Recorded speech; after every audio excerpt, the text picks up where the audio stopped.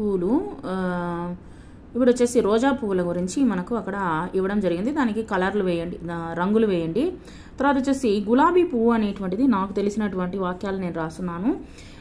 గులాబీ అనేది రోజా జాతికి చెందినవి. చెట్టు కొమ్మలు నిటారుగా పదునైనటువంటి ముళ్ళు కలిగి ఉంటాయి. తర్వాత వచ్చేసి గులాబీ అందమైనటువంటి సువాసన కలిగినటువంటి అందమైనటువంటి పువ్వు అనమాట. సో పువ్వుల రాణి అని కూడా అంటారు దీన్ని. తర్వాత వచ్చేసి గులాబీ పువ్వు రెక్కల నుండి ఆవిరి ద్వారా తీయబడినటువంటి నూనె పరిమళ ద్రవ్యాలతో దాని సెంట్ని ఉపయోగిస్తారనమాట. సెంట్లో ఉపయోగిస్తారు దాన్ని. ఇప్పుడు ఎంతోమంది వివిధ రకాలైనటువంటి రంగులతో కూడినటువంటి గులాబీలను కూడా సాగుబడి చేస్తూ ఉన్నారు. వ్యవసాయదారులు పండిస్తూ ఉన్నారనమాట.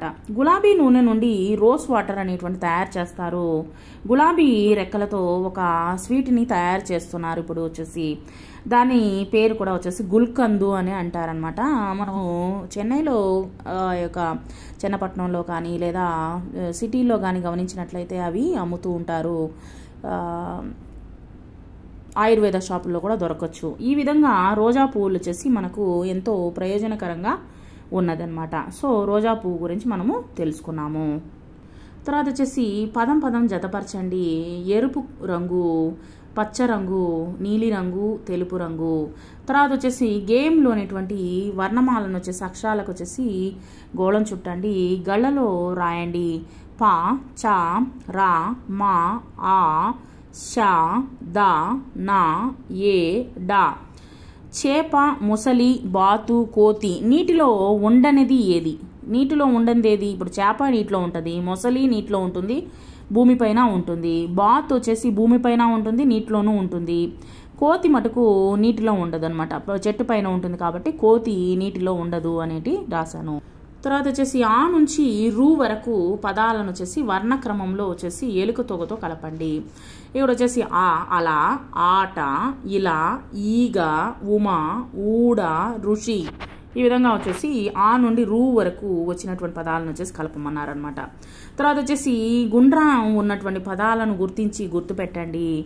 తర్వాత వచ్చేసి పడవ, ఉంగరం, పలక, అరక, తబల, దండ, పనస, శంఖం, ఊయల, గంప, మంచం, ఈగ. ఇక్కడ వచ్చేసి ఆమ్ సౌండ్ అనేటువంటిది వచ్చినటువంటి వాటిని వచ్చేసి మనము పలుకుతాం అనమాట. ఉంగరం, దండ, గంప, మంచం, శంఖం. ఇక్కడ వచ్చేసి గళ్ళలోని అక్షరాలు ఉపయోగించి పదాలన్నటువంటి రాయండి. ఇక్కడ వచ్చేసి ప, నా, లా, క, స, ఆ, రా, డ, ఊ, ప, యా, వా అనేటువంటి అక్షరాలను నేను కనిపెట్టాను. తర్వాత వచ్చేసి పా అనేటువంటిది మరలా రిపీట్ అయింది. సో అది రాయాల్సిన అవసరం లేదు, రిపీట్ అయినటువంటి పదాలు రాయాల్సిన అవసరం లేదు. తర్వాత కొన్ని పదాలు ఇచ్చినారు చూడండి. పనస, పలక, నలక, అరక, ఊయల, అల, నస, అరక, కలప, వల.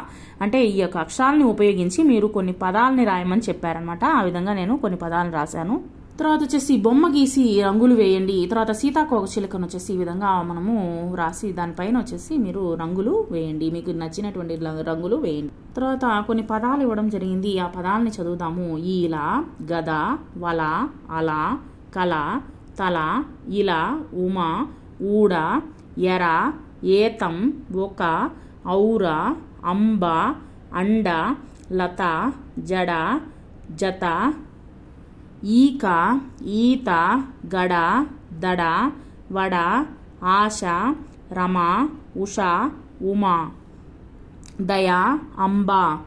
Thank you very much.